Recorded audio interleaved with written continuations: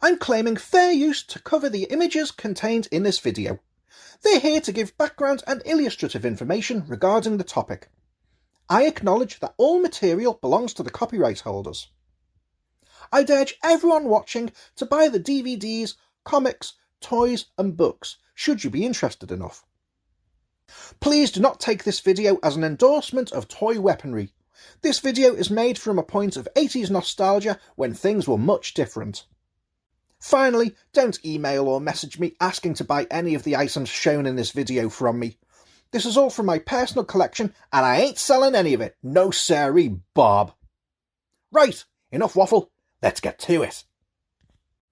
Growing up as a kid in the UK in the 1980s, I was influenced by two things. Doctor Who, Peter Davison was my first Doctor, and Transformers. Oh no, not those abominations. Ah, that's them. And there's a neat correlation between the two. It was the robots and aliens that drew me into Doctor Who, so the hook of shape-changing alien robots worked a treat on me and drew me right in. Birthdays and Christmases were made by the iconic robots in disguise.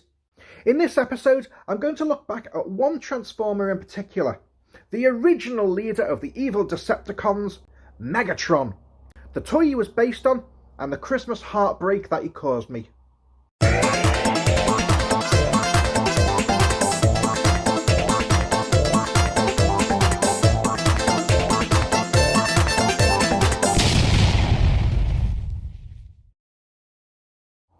The Transformers line began life in Japan as Diaclone and Microchange from Takara. Diaclone contained the majority of transforming car robots, whereas Microchange incorporated cassette players, cassettes, smaller cars, and guns. In fact, Megatron wasn't the only shape-changing gun robot. His firearm counterparts were Browning, a stocky little robot that transformed into a Browning M1910 handheld pistol. Now, I've no idea about guns or firearms, so I've absolutely no idea whether I've just mangled up that code. And 44 Magnum, which I'm sure you've already guessed, transforms into a 44 Magnum handgun, the same type that Clint Eastwood had in Dirty Harry. US toy manufacturer Hasbro visited Japan in 1983 in search of a new toy line to launch. They were impressed by the Diaclone and Microchange lines and bought the rights to them with the intention of releasing them as a single brand.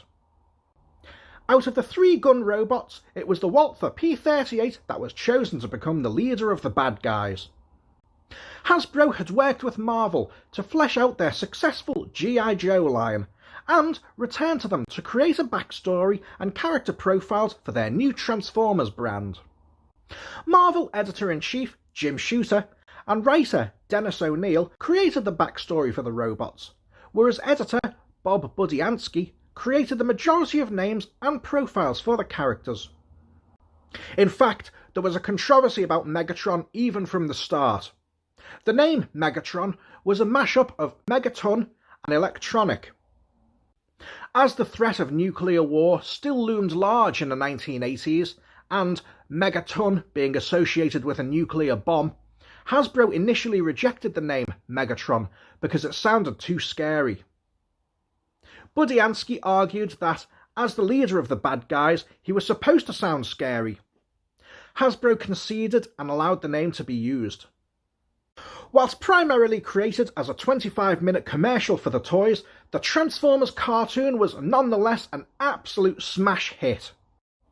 The show first aired on TV-AM, an early morning UK breakfast show in 5-minute segments peppered throughout the programme. Then later on it was shown during kids' morning show Whack-A-Day. It captured our hearts and imaginations immediately. Characterised by veteran voice actor Frank Welker, who also voiced the characters Soundwave and Rumble, Megatron was the absolute opposite to his benevolent counterpart. He ruled his troops through fear and intimidation. Cross me again, Starscream, and I'll reduce you to titanium fragments. Was totally focused on power, caused destruction wherever he went. You destroy everything you touch, Megatron! Because everything I touch is food for my hunger for power! And appeared to be totally ruthless and without mercy. I am the leader of the future! You couldn't lead androids to a picnic. How can you pretend to lead the Decepticons? Megatron! It's empty! Now it's my turn! Please, don't fire! I was wrong. I shouldn't have done it. Please, don't shoot! Megatron! Megatron! He was cunning and devious. Would you use your power and influence to help us? Suppose you are telling me the truth. What's in it for me? All that you survey, the entire city will be yours. First you must prove that the Autobots are evil. I shall.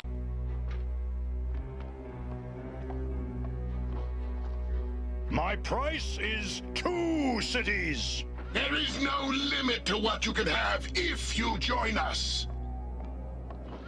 And often gained the upper hand with his plans. You will activate the last pylon and bring Cybertron here. If you don't, you will be responsible for Cybertron's destruction. Destruction? But there are still many inhabitants. Friends on Cybertron. Then make your choice, Optimus Prime.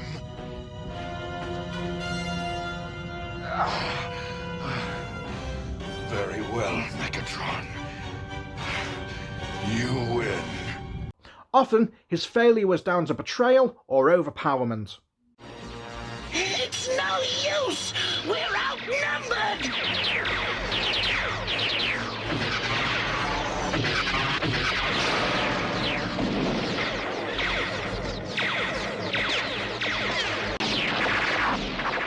We've lost the advantage!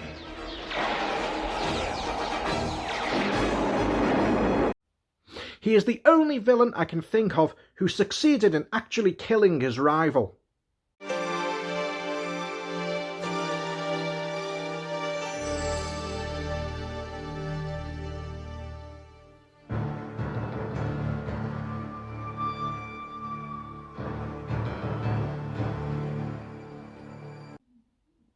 Unfortunately, in 1986, time was up for Megatron, along with various other characters, in Transformers the movie.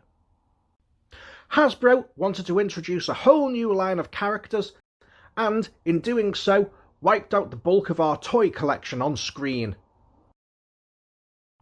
Despite getting the better of Optimus Prime, the wounded Megatron was betrayed by Starscream and was flung out into space to die. He makes a bargain with Unicron and is reconstituted as Galvatron.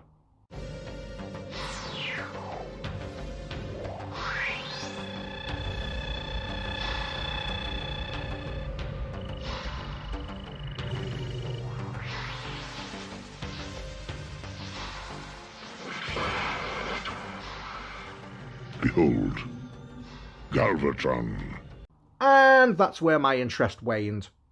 I wasn't invested in these new characters. The new toys were all plastic. Gone was the die-cast metal that gave them some weight. There were futuristic planes, cars, spacecraft and laser guns, and I moved on to the next exciting thing. I absolutely loved Megatron. As I mentioned in the review of the horror magazine Terror whilst talking about Freddy Krueger, there's something fantastic about a villain. They're totally unrestrained from the restrictions of virtue. They barge in, take what they want, and dispose of whatever or whoever is in their way. I want to preserve these objects until I choose to use them to destroy the Autobots. But you don't understand the danger!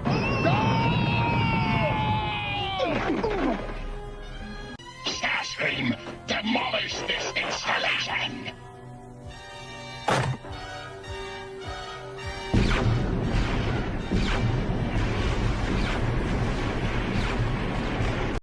As a young'un, Megatron was my most wanted toy. I'd got Optimus Prime for my birthday, but as a kid, you want both leaders to fight each other. Megatron came with a pretty big price tag. I found a listing in the Argos UK catalogue from 1985 which had him priced at £14.95. Converting that to today's equivalent, he would have been £45.60 or $60 US, which was a hell of a lot of money back in the 80s. You don't think of that as a kid though, and I begged and begged my parents for it. I remember my mum telling me that if I wanted him, it would be the only Christmas present that I'd get. I readily agreed, and after creeping downstairs at 3 in the morning, I woke my parents by shrieking in delight when I unwrapped Megatron. I was swiftly booted back upstairs until a more sociable time in the morning. Oh, and I also got Ironhide that year as well. I was delighted and spent every available moment of Christmas Day transforming him from gun to robot and back. I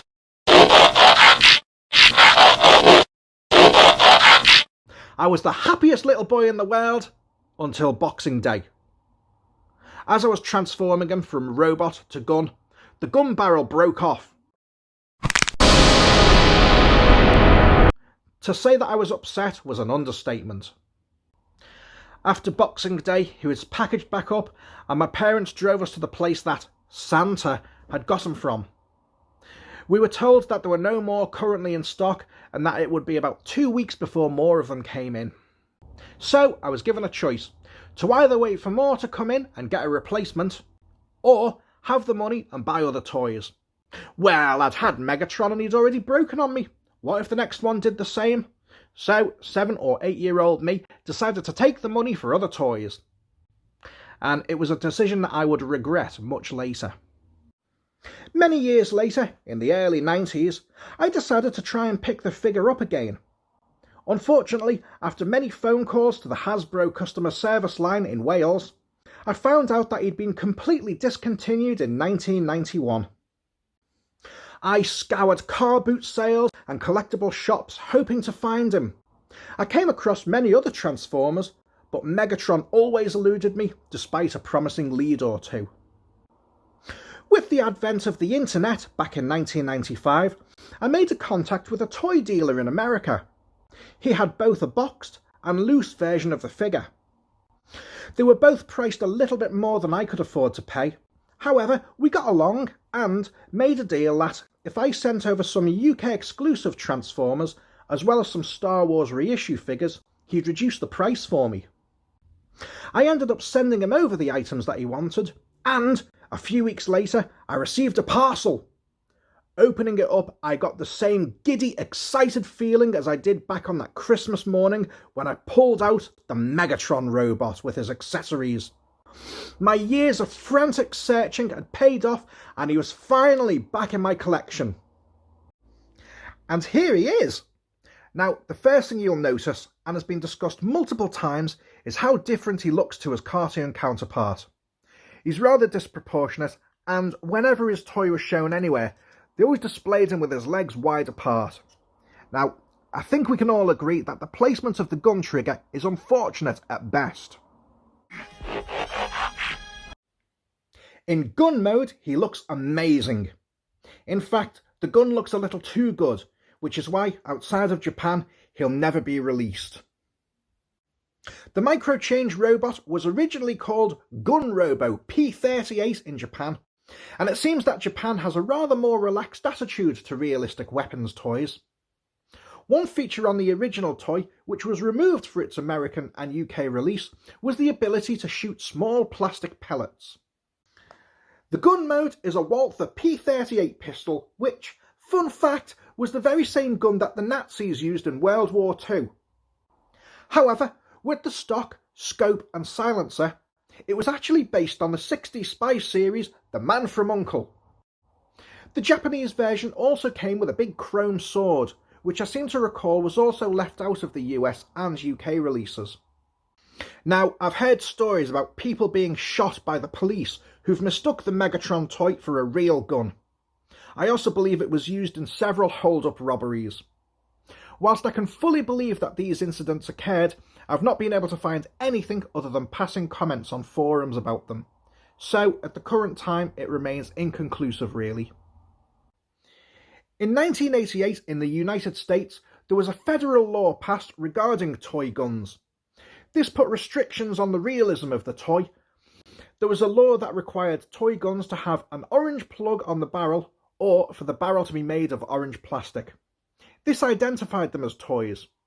Ironically, the federal law in 88 only applied to toys manufactured after May 1989, so Generation 1 Megatron could legally be sold by shops and dealers. However, this made any future releases almost impossible.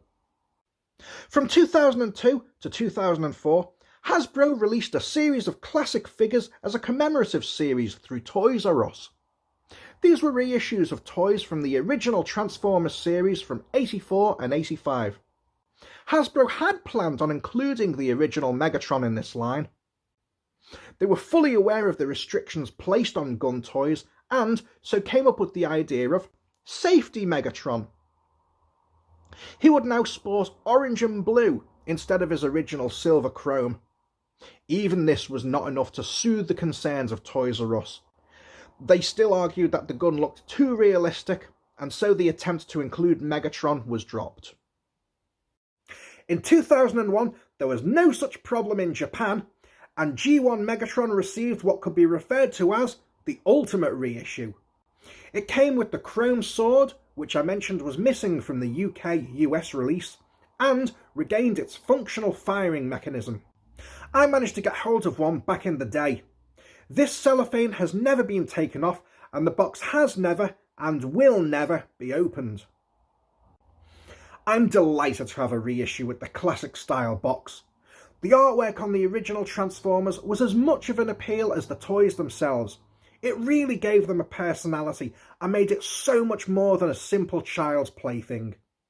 Now, I had this originally when I was 7 or 8, I can't remember exactly, so it could just be that I've grown, but the box feels smaller and thinner than I remember. However, it's near identical. The black and purple box with the white squares under the painting of the big guy himself. The image of the character in both robot and gun mode on the side of the box.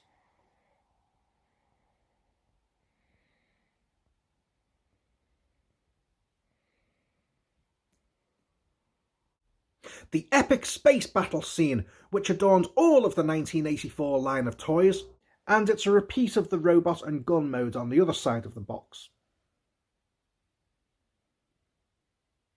On top, we have a very brief step guide for the transformation process. There was a more detailed guide in the instruction pamphlet you got with each figure, but I'm not sure whether they reprinted it for this release. And on the bottom of the box you have a photo of the figure itself in robot and gun mode. I wanted to show the box from every angle. There's lots of Megatron reviews here on YouTube, and I'm always yelling at the screen for them to show the box off, especially when they've got the original. So, at this point I had 2 Megatrons, and you'd think that would be enough, but no. In 2002, Takara, in Japan, began releasing a series of commemorative reissues of G1 figures in a presentation book box set. Some figures were identical to their original release, others had been given repaints or resculpts, either to make them look more like their cartoon version or because the original mould had been broken or misplaced. Megatron was chosen to be released as number 6 in the series on the 20th of December 2002, and there he is. The box art is by a chap called Patrick Lee, who was the president of Dreamwave Productions. They produced comic books based on the G1 Transformers characters. This image was taken from one of their promotional posters, but still looks rather splendid. I love the bulky, solid representation of Megatron, which makes him look very formidable and menacing. Dreamwaves was the precursor to IDW, a comic company that had similarly amazing artwork and ran with the G1 characters in a more mature adult direction. But I'll talk more about that shortly. This release of Megatron is double the size of the other book box figures due to the amount of accessories included. Like the previous reissue from 2001, it incorporates the firing mechanism and sword. I forgot to mention that some previous releases of Megatron in Japan didn't include the stock, silencer or scope, so again, this release combines the Takara and Hasbro releases together. To tempt anyone who might have been on the fence, the set also includes a sticker sheet with multiple Decepticon logos in varying sizes, a Decepticon logo mouse mat, and an Energon Mace clip-on accessory based on its first and only appearance in the original 3-part cartoon. Like all of the book box sets, it has a few pull-out profile sheets on other characters and a character poster. As with the 2001 release, it sits on my shelf with the others as part of my collection, and, to reiterate the warning at the start, is not for sale, so no begging requests in the comments section, please. So, 3 Megatrons. Surely that must be enough. Well, I did have another one that I bought from a collectible toy shop in Liverpool back in 1996. Unfortunately, his joints weren't as tight and he fell off a high shelf in my bedroom and smashed on the floor below. In 2004, I was off out with friends from college when we decided to stop off at the local comic book store. I noticed these on the counter, a series called Smallest Transforming Transformers, now known as World's Smallest Transformers, or WST for short. It appears that this was the second series. This was a blind box set in which you would get a randomly packed, scaled down version of a G1 Transformer. I took the chance and bought a couple. Opening it up on the train, I was absolutely ecstatic to find this chap, World's Smallest Megatron. Honestly, these things were amazing. The engineering on some of the full-scale toys, particularly Megatron, was impressive. However, to have the exact same transformation process scaled down to miniature proportions was incredible. You can see here that the robot appearance is very close to the original G1 look. And here he is in gun mode. I've had to edit that part as it's a particular pain to transform him from robot to gun. Whole lot of swearing involved. There was a third series planned, which was to include the silencer and stock attachments for this figure. Unfortunately, it was cancelled, and we just have the standard gun and scope. I'm sure I saw a third party who had manufactured them, selling them on eBay many years ago, but they're pretty hard to find now. Surely you don't need any more Megatrons, I hear you scream. Well, that's it for transforming figures, but let me tell you about my holiday in Florida back in 2013. We hit Universal for the day and had an absolutely brilliant time. After rocking the Transformers ride, based on the Michael Bay films, we came into the merchandise shop. The majority of the collectibles were based on the Michael Bay films. However, I did pick up this splendid looking mug, which I have never and will never drink out of. I also came across these collectible 3-inch vinyl figures based on G1 Transformers from a company called The Loyal Subjects, another series that used the blind box draw. I was on holiday, I had disposable cash, and I couldn't think of anything better to spend it on. It took me a while, but I eventually scored the big guy himself. After that, I thought I might as well complete the set, which I did. This was the icing on the cake for me. I managed to leave America with the full set. Our local comic shop got the second series in, and my utterly amazing wife bought me a whole case of Series 3 for Christmas 2020. Come on, John, this is bordering on the obsessive now. You can't need any more Megatrons, can you? Well, Hallmark, you know them, they make the birthday cards, branched out into Christmas tree decorations. It seems for the past few years they've been making tree ornaments based on G1 Transformers. The Optimus Prime decoration goes for silly money on eBay, and I believe that he was the first. Unfortunately, these things are near impossible to get in the UK. They show up on eBay, but the shipping from America is almost the same price as the ornament itself. However, I came across a chap, a wonderful chap, based in the UK, who had imported some of these and was selling them at a reasonable price. And here it is, the Hallmark Megatron tree ornament. You can see it's based on the original G1 toy. The design bugs me slightly due to the legs being angled. As I said, the figure looks more impressive when his legs are closer together. That said, I'm still delighted to have this. I always associate Megatron with Christmas, going back all those years, so it's wonderful that he'll be a part of my Christmas decorations from now onwards. Now, if I can get my hands on a Soundwave, I'd be very happy. I must just say thanks to Andy for selling me this on eBay. Cheers, buddy, you're a superstar. Surely you don't need any more Megatrons, John. This is getting ridiculous now. Well, if you think I've got too many Megatrons, you'd freak if you knew how many Daleks I had.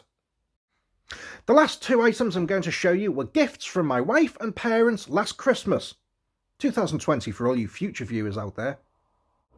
This is the reaction release of G1 Megatron. I also got Soundwave and Starscream. Now, I know a few people take issue with non-transforming Transformers, but it doesn't bother me at all, and I love the cartoon accuracy of this figure. Reaction have put figures out inspired by the retro style of the 70s Kenner Star Wars line. They've covered such films as Jaws, Big Trouble in Little China, and Teen Wolf, so Transformers is just one of the many brands that they've dabbled in. The packaging art is fantastic and gives Megatron a good action pose, not looking as friendly as his G1 box art. You can see on the back that Series 1 consisted of 3 Decepticons, Megatron, Soundwave and Starscream, and 3 Autobots consisting of Optimus Prime, Jazz and Bumblebee. I was mainly interested in the 3 Decepticons as they seemed much more interesting to me as a kid. The last item comes from the ubiquitous Funko. There doesn't seem to be a brand around that Funko hasn't touched, and it was only a matter of time before Transformers got picked up. Here we have the Funko release of Megatron. It says that it's based on the retro toy, but it looks more inspired by the cartoon version. Regardless, it's nice to have him here in this style. He's of standard Funko figure size, but stays true to the big head, little body design. I also got Optimus Prime and Soundwave. I believe they also put out Jazz and Bumblebee, but I've got my favourites. I'd always swore that I wouldn't get suckered into the Funko craze. Before the Transformers came out, I only had 7 of them, and the Scatman John one was custom made. Unfortunately, they're hooking me in with Funkos based on Inspector Gadget, another fantastic 80s show, Devo, and It's Always Sunny in Philadelphia. That's it for toys and figures. Any Transformers fan who's watching this video will no doubt be passing comment that I don't have a Masterpiece Megatron included in this video. For casual viewers, these were a series of high-priced collectible figures based on the Generation 1 Transformers. The transformation process was much more complicated, but allowed for a more cartoon-accurate Megatron to transform into a handgun. I'd be lying if I said that I didn't want one, but it's a high price tag item and I just don't have the disposable income for it anymore. Plus, I'd be absolutely terrified of breaking it. Moving on from the toy aspect, let's have a look at some of the other medium our favourite robotic despot has been portrayed in. This book came out in 2017 and is the collected issues of the comic book series All Hail Megatron. The story was written by Shane McCarthy and appears to be a follow-on to a story called Maximum Dinobots, which I haven't read yet. The story concerns the Decepticons' victory over the Autobots and their takeover of New York City. The Autobots are on Cybertron in disarray as Optimus Prime has been severely battle damaged. Paranoia emerges as they believe there's a traitor in their midst and they begin to turn on each other. All of this allows the Decepticons to overcome the forces of Earth and subjugate the city. It's a far cry from the 80s animated series. There's more emphasis on the aftermath of victory. The Decepticons won, but what does that mean for them? They overcame the forces of the Autobots and Earth soldiers, so what comes next? As the dust of battle settles, various Decepticons turn against each other and question Megatron's direction. Others create alliances and plot to seize power from Megatron. Back on Cybertron, a secondary force of Autobots arrives to restore order. They repair Optimus Prime, but face a Decepticon threat called the Swarm, which appears to be mutated Insecticons. The artwork is fantastic, and it's quite a long story, spanning 16 issues. The whole tale plays out like a blockbuster action movie, with multiple action scenes in the artwork, and there's as much focus on the human reaction to the proceedings, from the military to the survivors of the destruction, as there is to the robots. Some of the concepts and art panels suggest horrific things which would never have been considered back in the 80s animation. Whilst not overly explicit, it's made pretty clear that the Decepticons kill people in this story, including Don't run, humans. We're going to play a game. Would you like to play a game? Please, don't! Oh dear. They come apart quite easily, don't they? Such a mess. Shall we put them back together again? Yes, let's.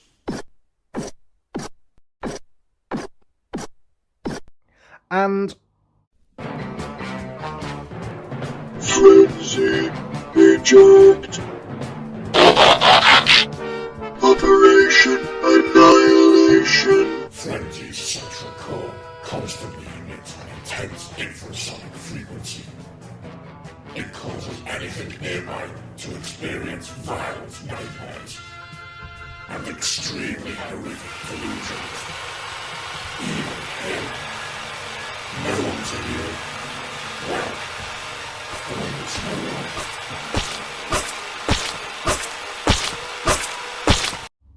along with a human who's been captured, hooked up to and enslaved by a Decepticon machine. The artwork is absolutely sumptuous and was primarily created by Guido Guidi. Unfortunately, personal circumstances prevented him from completing the tale, and additional artists on the story include Casey Collar, E.J. Sue, Robert Diaz, and Emiliano Santalucia. Everybody did an excellent job of bringing out the detail in each character, and I can't forget to mention Josh Bertram, who added the colour to the artwork.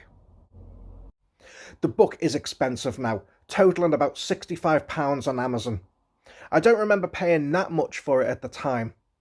There's a couple of other stories in there too, but the main tale is the one that's really worth picking this up for. If the price tag is too much, I believe you can also pick the story up in 2 paperback volumes. The other title I picked up from IDW is Megatron Origins, written by Eric Holmes with artwork by Alex Milne. This charts Megatron's path to becoming the Decepticon leader. It delves into the society and background that could produce such an individual. It shows that the golden age of Cybertron was built off the backs of borderline slave robots. The elites enjoy the fun and decadence of society, whilst the underclass, less fortunate robots work in the mines. One such robot, disenchanted with the imbalance of power, was Megatron. The story focuses on his rise from the underground pits to the gladiator ring, eventually becoming the figurehead of a movement to alter the societal imbalance.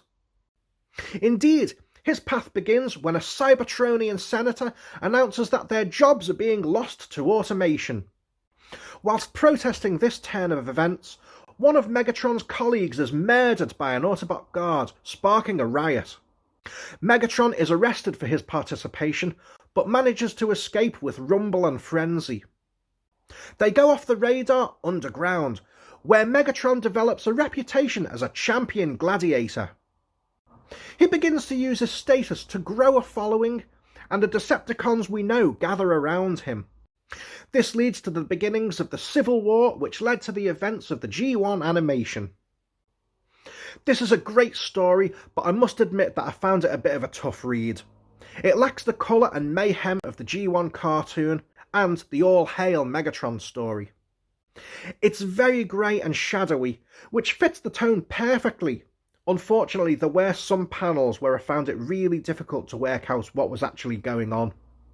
Optimus Prime doesn't appear at all, and there's only a handful of cameos from G1 Autobots within the story. Prowl is the most prominent recognisable character, as he's leading Cybertronian security. It looks like this book is pretty rare now. Amazon has it listed, but not priced. Second-hand copies are listed between £50 to £100. I wouldn't recommend it at either of those prices, but if you can find a copy between £10 and £15, it's definitely worth a go. Since the 80s, Megatron has taken on various different looks and alternative modes. Recently though, most media has returned him to his iconic Generation 1 look. In 2015, Activision Games released Transformers Devastation for the PlayStation 3, 4 and Xbox. It was the Transformers game I'd been dreaming of since I was 7. It's based on the Generation 1 characters and even has the original surviving voice actors reprising their roles. In addition to that, the music was composed by Vince DiCola, who scored the original '86 Transformers movie. The game allows you to play as 5 different Autobots: Optimus Prime, Bumblebee, Wheeljack, Grimlock, and Sideswipe against the Decepticons. The action takes place in New York City and inside a crashed Autobot ship. Megatron and the Decepticons are trying to use an artifact within the ship to convert Earth into the new Cybertron. There were some slight deviations in character design and name. Insecticon, Shrapnel, is now called Scrapnel, and Bumblebee is no longer a VW Beetle. I believe these changes were made due to various rights difficulties. None of this detracts from the sheer joy of the game though. In contrast to the original animation, Megatron's alt mode is now a tank. However, he has been a tank since about 1993, starting with the Generation 2 series, when Hasbro realised that the gun alt mode wouldn't be acceptable anymore. Devastation is a great game and I highly recommend tracking it down. It is a bit pricey now, and it's left itself open for a sequel that will tragically never happen. But it's great fun to be able to play as these characters that were so special to us growing up, and really immerse ourselves in the original Transformers universe once again. I think that's everything I have to show connected with the character now, except for these last things. My wife picked up this wonderful birthday card for me about 8 years ago, which currently stands on my bookshelf. It was released at a time when so many other Transformers series were given prominence that G1 seemed to be all but forgotten, and it was nice to see something retro like this on the shelf. And here's the back of it as well. The very last thing is a Jigsaw that I picked up at a car boot sale back in the mid-90s for about 25p. It's a 100-piece puzzle which shows Megatron striding across a battlefield. Unusually, it depicts him closer to his toy version than the G1 animation, and it seems that they've chosen to go with the unfortunate trigger crotch iteration of the character. At the last check, all of the pieces are in there, and the Jigsaw is complete. I must make it again soon. I'd briefly recommend the 2 Netflix Transformers series, War for Cybertron. They're based more along the lines of the IDW universe, and look at the motivations behind the war and the toll that it takes on all sides. They're available now, 6 episodes in each series, and well worth checking out. So that brings me to the end of this Megatron review video. What is it about this character that still holds my interest to this day? Well, he's more than just a toy or a cartoon character. He's an icon of my childhood. Looking at the figure and watching the animation reminds me of those carefree days in the 1980s. It reminds me of playing outside in the street with my friends, cardboard tubes tied to our arms if you were lucky enough to play Megatron, running around and making up our own Transformers battles. He takes me back to warm summer's days, with the smell of wood varnish in the air, whilst we would sit on the street outside our houses, playing with our Transformers toys and recreating that morning's episode. Finally, he reminds me of the magic and excitement of Christmas. The cold air of Christmas Eve that carries the promise of snow and Santa. The joy and happiness of tearing off the wrapping paper to find something truly special wrapped up which made your dreams come true. So long as Megatron exists in this form, I'll always retain some of the childlike joy and wonder that I felt growing up in the 1980s. Thanks very much for watching. I really do appreciate your company. As ever, please like this video and subscribe if you haven't already. If you've enjoyed this video, then check out the previous episodes of Amazing World of Stuff. Episode 1 looks at the horror-based Garbage Pail Kids sticker set and the movies they're inspired by. Episode 2 looks at a rare UK horror magazine that kickstarted my love of the genre. Episode 3 looks at the off-the-wall comedy horror musical Phantom of the Paradise. Episode 4 looks back at a controversial Halloween hoax show by the BBC called Ghostwatch. Episode 5 looks at the rare Christmas Kickstarter album by the cult rock band Electric Six.